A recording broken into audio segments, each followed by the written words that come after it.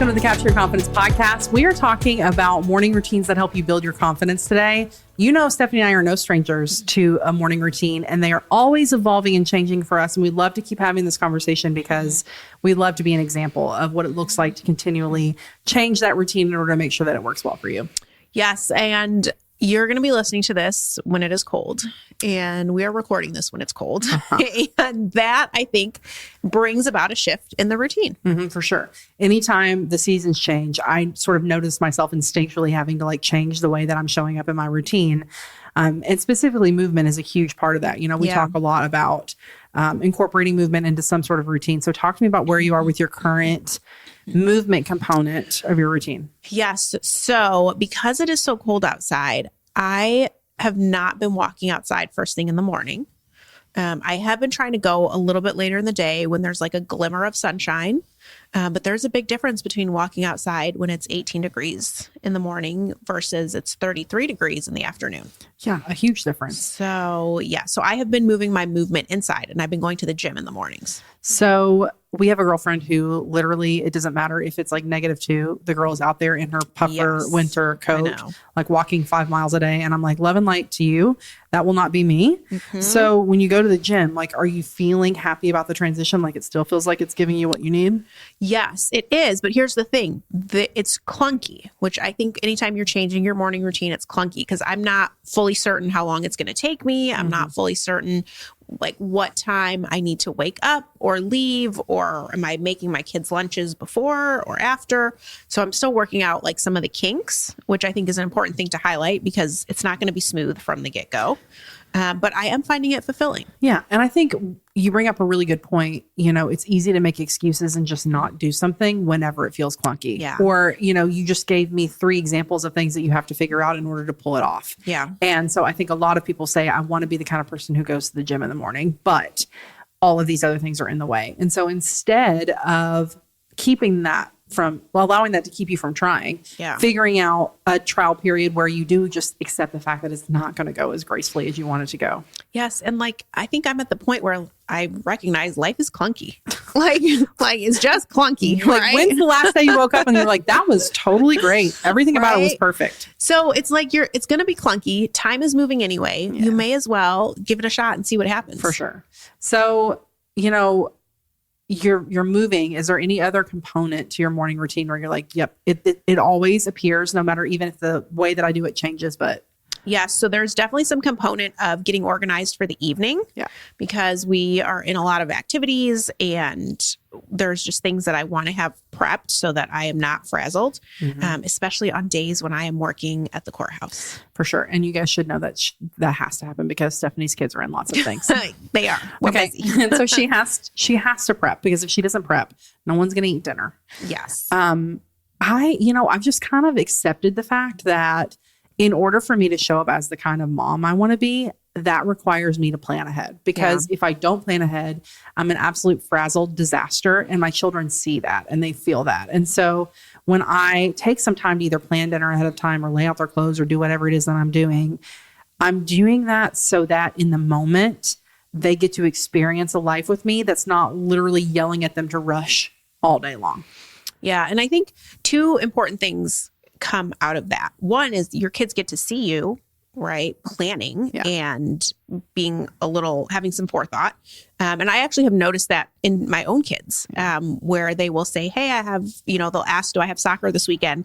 And then they'll say, oh, is my uniform clean? And I'm like, I don't know. You should go look. And they will go look. And if it's not, then I'm like, well, you need to bring your laundry down so that we can work on that. So that's one component of it. And then the other is that we have such limited time with them during the day, especially they're older, they're in school, they're in activities that it's don't you think I think it is incumbent on us to just try and bring good energy for those couple hours. For sure. And when you look at it that way, when you think, okay, I have 3 hours with you a day, realistically on school days, that changes the importance of being where your feet are and having a good attitude and not feeling like you're always rushing or fussing at them, right? Because it is so short, the time that you have during the day. Yeah. And then the last component for me in the morning is finding a way to just set an intention of how I want to show up that day. Yeah. I'm really big on this too. I will often spend a little time asking myself like, okay, I'll look at my calendar and just see what's on the calendar and say, okay, how do I want to show up for these meetings today? How do I need to show up for the people in my life? Every single Friday is Family Friday for me. And so some component of my day is thinking about like, okay, what do I want the experience of Family Friday to be, right? Like, what are we making for dinner? What game are we playing? What activity are we doing? Like, I'm giving some thought to how I want to show up. Like, okay, this Friday, I don't want to get mad at the kids when they do X, right? So I'm just like thinking about how I want to show up. And same for my clients too. Like, okay, I had these client calls today. How do I want to show up for that person? What do I think they need right now? And that makes me feel really good. Like I'm entering into whatever my day is throwing at me with some thought, with some actual intention. Yeah. And so, I mean, I always try to think about my morning routine having 3 segments, right? It needs to feed my mind. It needs to feed my body. It needs to feed my soul. And if I can just have one small component that will help me chip away at each of those things, then I've won the day before it's even started, right? Because those are the things that typically fall off your to-do list as a woman whenever you have kids and you have a career or a business, and gosh, you just end up putting your own personal needs off the back burner. And so if you can get those things done before you start showing up for anyone else, you've won already. Yeah, absolutely. Okay, so I think this is interesting because our timing is a little bit different. So when do you start your morning routine typically? Okay, so when my kids were little, I used to definitely get up before them, but now they're in school, and quite frankly, it feels silly because if I get up, they're going to hear me and they're going to get up and I'm not going to have any time to myself. So it's just like pointless, quite frankly. So my kids wake me up in the morning for school right now, and that's fine because I'm like, I get to just like creep up into the day. But then once they leave for school, that's really when I hit my morning routine. And so the minute they're out the door and the house is quiet, then I can immediately, and I can go meditate and the house is quiet. No one else is in the house, right? Because they're all at the bus stop. It's lovely. And my husband also runs his business out of the house too. So honestly, it's probably only 15 minutes a day that no one's in the house but me. Yeah. And so I got it. Like I got to take advantage of that time. Yeah. Meditation, setting that intention of like what I want to show up as for the day, like how I want the day to go. And then I love some component of movement. Summer movement is really easy for me because I have my garden that I want to like eat, sleep, and breathe inside of. So I move in the garden. That feels really joyful to me. But I have a hard time in the winter finding an indoor winter activity that feels like a good movement thing. So I'm taking tips if anybody's got some good ones, but if it's jumping, it's not going to happen. And if it's leaving my house, it's probably also not going to happen since I'm a hermit. Totally.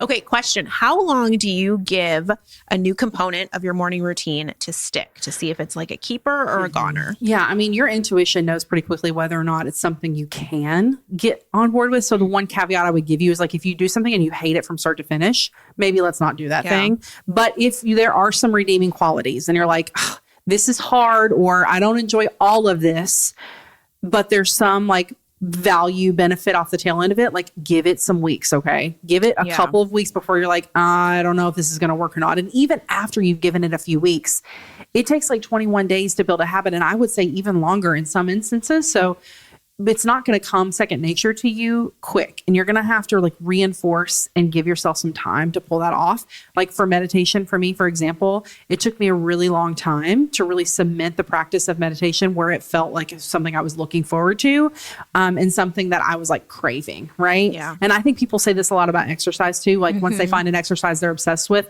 they crave that movement. Yeah. I still have not found that one for me. We're going to find her. I don't know. But with meditation, that certainly happened with me. Yeah. And it took me a really long time to get to that place where I was like, I look forward to this part of my day. Yeah. I think that's important to highlight too, because it doesn't come as quick as maybe we think or we want it to. And for me, another big piece of this is ways to remind myself of the thing I want to do. So I have used sticky notes. I have used reminders in my phone.